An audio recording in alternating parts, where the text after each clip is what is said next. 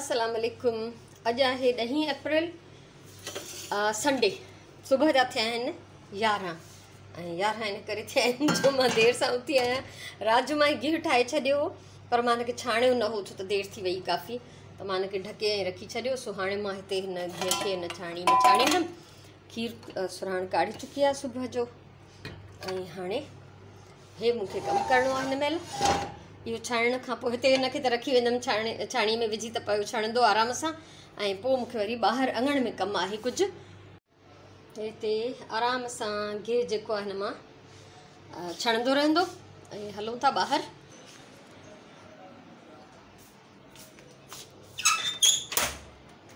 ॿाहिरि ॾींदमि मां प्लांट्स खे पाणी, अंदरि बि ऐं ॿाहिरि क्यारीअ में बि। ऐं ॿियो त कल्ह बि जेको आहे छोकिरी न आई हुई त सफ़ाई कोन थी, असांखां बि कोन पुगी करणु, सही सिधी ॻाल्हि आहे। अॼु बि जेको आहे ॿुहारियूं त मां कोन ॾींदमि, मुंहिंजी हिमत ई न आहे। पर जेको बि पाणी हिते हारबो त वाइपर हणी छॾींदमि आराम सां, त सफ़ाई थी वेंदी। सो हाणे सभिनी खां पहिरियों पाणी जो कमु, छो त गर्मी इलाही वधी वई आहे। हवा बि एॾी ख़ुश्क आहे जंहिंजी हद न आहे, त प्लांट सफ़ा ड्राई थी विया आहिनि। त इन्हनि खे जेको आहे हाणे ज़रूरत आहे वीचारनि खे। ऐं हे ॾिसो मज़े जो प्लांट, हे वारो प्लांट हिन कूंडीअ में लॻियल हो जेको ॿिली हिन मथां जंप खाई वई त भॼी पियो, त खणी मां हिन में हणी छॾियो। सो हाणे हे बि वापसि ग्रो करणु लॻो आहे, इहो बि ग्रो थो थिए। सो माशाल्लाह फस्ट क्लास प्लांट्स ते बहार आयल आहे पूरी तरह सां। सो हिननि सभिनीनि खे हाणे टाइम ॾियणो आहे मूंखे। अङण साफ़ु कंदमि, उनखां पोइ तव्हां सां वरी मिलां थी। अल्हम्दुलिल्लाह सॼो अङण साफ़ु थी वियो, हिन पासे बि। ऐं हितां वारो कचिरो जेको आहे हिते जमा कयो अथमि वाइपर सां, छो त आलो आहे, हिनखे फ़िलहालु मां खणी नथी सघां। थोरी देरि में हवा बि आहे, उस बि आहे, ड्राई थी वेंदो त मां हिनखे खणी वठंदमि। ऐं जेको हिन पासे खां निकितो इहो वरी हुते जमा कयो आहे सुकल पन, त इहो बि जॾहिं ड्राई थी वेंदो त हितां खणी वठंदमि। ऐं सॼो साफ़ु थी वियो माशाल्लाह। ऐं ॿाहिरि जो हिकिड़ो तव्हांखे सीन ॾेखारियां।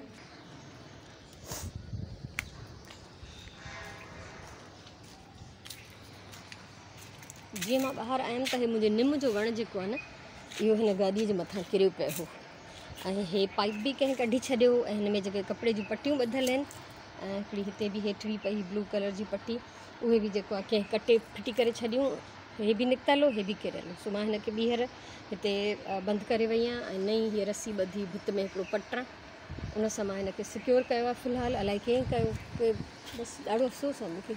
सो बहरहाल त वरी उमेद सां हिननि खे मां ॿीहर ॿधो आहे। सो अलाह कंदो इहो हिते लॻी वेंदो। हलूं था अंदरि। ॿाहिरि बि क्यारीअ खे पाणी ॾिनमि। हे ॾिकी हमेशह ॿाहिरां गेट जो मां पाण साफ़ु कंदी आहियां, बाक़ी नालीअ में पन आहिनि, मां झुकी नथी सघां। सुभाणे छोकिरीअ खे साफ़ु कराईंदमि, छो त साफ़ु सुथरी नाली हूंदी आहे असांजी। बाक़ी प्लांट्स सभु ख़ुशि लॻा पिया आहिनि ऐं इन्हनि खे ख़ुशि ॾिसी मां बि ख़ुशि लॻी पई आहियां। सो हाणे कुझु अंदरि कमु कंदासीं।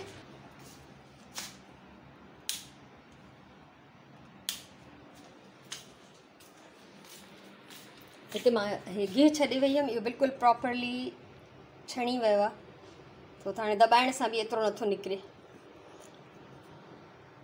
ऐं हमेशह मां हे जेको आहे हिन जो ब्राउन फोग, इहो मां कंहिं थेलीअ में विझी पोइ वरी गंद में विझंदी आहियां, न त इन में अञा ज़ाहिरी ॻाल्हि आहे चिकनाई हूंदी, पोइ उहा सॼे कचिरे में फैलिजी वेंदी ऐं पोइ मुश्किल थींदी सफ़ाई करणु। सो हाणे इहो सभु वाइंड अप कंदमि। हितां मां अची वई आहियां सिलाई जे कॉर्नर में ऐं कोशिशि कंदमि त कुझु सिबी वठां। थोरी देरि त ज़रूरु मां कुझु न कुझु सिबंदमि। हालति हे हीअ डस्ट जी। ऐं हालांकि मां हिनखे इहो कवर विझी छॾींदी आहियां राति जो, या जेतिरी देरि मां न सिबंदी आहियां न त इहो कपिड़े जो चढ़ियलु हूंदो आहे, कवर ढकियलु हूंदो आहे, पोइ बि इहा हालति आहे। छो त दरी खोलियूं था त सशर थो थी वञे। त हिन जी सफ़ाई कंदमि पहिरियों मशीन जी, उनखां पोइ कुझु सिलाई कंदमि। ऐं इरादो मुंहिंजो इहो ई आहे त हे जेको मां कल्ह फ्रॉक कटे रखियो, अॼु मां हिनखे सिबी वठां। मां राजिया जो इहो फ्रॉक सिबी वरितो आहे। ते फ्रंट ते बि लेस हई अथमांसि, हेठि बि लेस हई आहे हिनखे।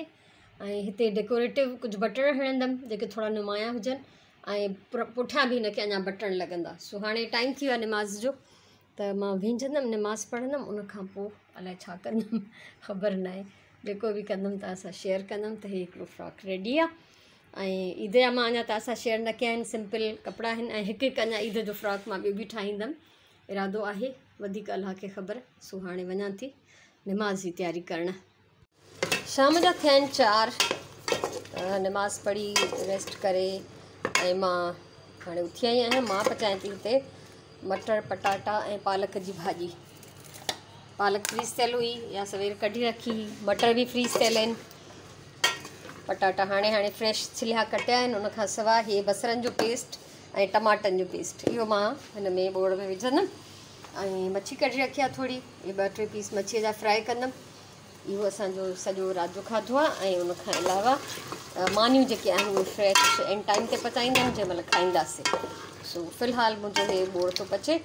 मटर ऐं पटाटा मां भुञां थी, थोरो ऑयल विधो आहे हिन में, छो त हीअ मूंखे सॼा पेस्ट हिन में शामिलु करणा आहिनि। हूअं त अगरि असां बसर कटे उन महिल ताज़ो दाग़ कयूं त पहिरियों उहो बसर कटणो पवंदो, दाग़ करिणो पवंदो, पोइ इहे भाॼियूं विझबियूं। पर जीअं त मुंहिंजो बसर दाग़ थियल ऐं पीठल आहे, तंहिंजे करे मां पहिरियों हिननि खे थोरो भुञंदमि। हे प्रॉपरली जॾहिं चङी तरह गरम थी वञे तेल में त मसाला विझी ऐं पोइ हिन में मां बाक़ी सभु शयूं शामिलु कंदमि। चङी तरह हे भुॼी वियो आहे मुंहिंजो। हिन में रेगुलर मसाला लूणु मिर्च धाणा हैड इहो ई पियल आहे। हाणे हिन में मां विझां थी टमाटनि जो पेस्ट। काफ़ी देरि खां रखियो आहे पर अञा प्रॉपर डीफ्रॉस्ट न थियो आहे, पर थी वेंदो हाणे। बसरनि जो पेस्ट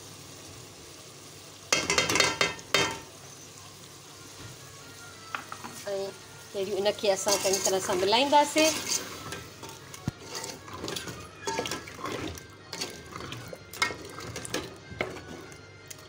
ऐं गॾु जेको आहे हीअ पालक बॉइल थियल पालक आहे, ऐं कची पकी बॉइल थियल आहे, इहा बि विधीसीं।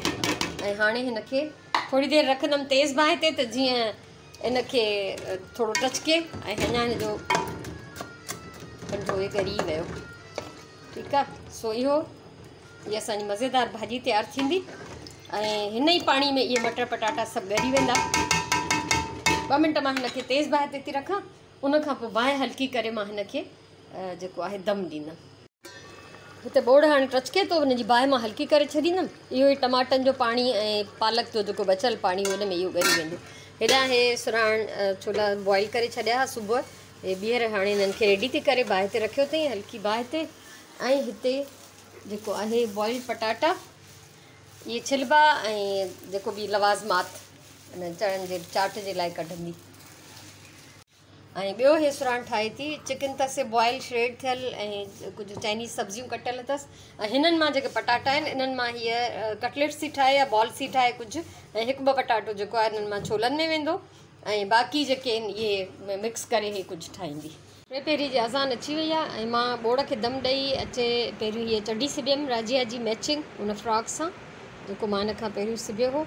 ऐं उनखां पोइ मां हीअ फ्रॉक जी घेर ठाही आहे, ॿिए फ्रॉक जी घेर तयारु करे वरिती आहे। हाणे वञा थी मां नमाज़ पढ़णु, उनखां पोइ नमाज़ पढ़ी मां वरी वापसि किचन में वेंदमि ऐं किचन में कुझु कमु करिणो आहे। पहिरीं नमाज़ पढ़ी वरितमि, क़ुर बि पढ़ी वरितमि। ऐं मां हमेशह मूं वटि सिंधी तर्जुमे वारो ई क़ुर शरीफ़ आहे ऐं मां हमेशह पंहिंजो हीउ नंढिड़ो पैड रखंदी आहियां भरिसां, जेका आयत मुंहिंजे दिलि ते असरु करे, जेका मूंखे सम्झ में अचे, जेका मुंहिंजी रोज़मर्रा ज़िंदगीअ में मुंहिंजे लाइ हिदायत जो सबबु थींदी हुजे, त मां उन्हनि खे ज़रूरु जेको आहे उन तर्जुमे खे नोट कंदी आहियां रेफरेंस सां गॾु।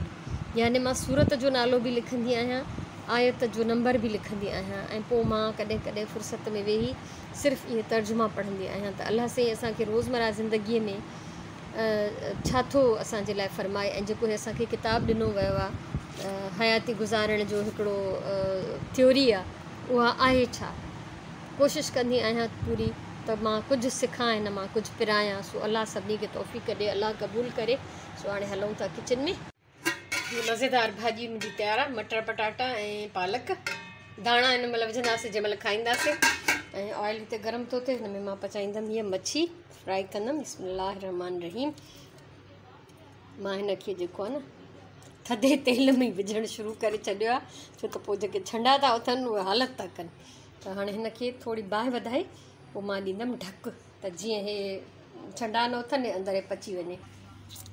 हीअ सुराण ठाहे रखिया आहिनि चिकन पटाटा ऐं चाइनीज़ भाॼियूं जेके बि आहिनि उन्हनि जा बॉल्स। इन्हनि खे पचाईंदी हिन बेसण में ॿोड़े डीप फ्राई कंदी। तयारी हली रही आहे। मच्छी तयारु आहे, फस्ट क्लास पची वई। ऐं हिते सुराण पंहिंजा पटाटा थी पचाए। नालो छा आहे हिननि जो? Potato balls. तारिक नंढो हूंदो हिननि खे चवंदो गोल मटोल, त मां हिकिड़ी अहिड़ी रेसिपी मुंहिंजे चैनल ते अथव जंहिंजो नालो ई गोल मटोल आहे। सो बहरहाल त हीअ असांजी इफ़्तारी आहे ऐं मानी आहे, सभु तव्हांजे साम्हूं आहे जेको बि आहे। सो अल्हम्दुलिल्लाह, अलाह जा लख एहसान करम। ऐं हाणे मां तव्हांखां मोकिलाईंदमि मुंहिंजे तरफ़ां इलाही सारियूं दुआऊं, इलाही सारो प्यार, ख़ुशि हुजो, आबाद हुजो, सलामत हुजो। इंशाअल्लाह ज़िंदगी रही त सुभाणे वारे व्लॉग में वरी मिलंदासीं। तेसिताईं अल्लाह वाही।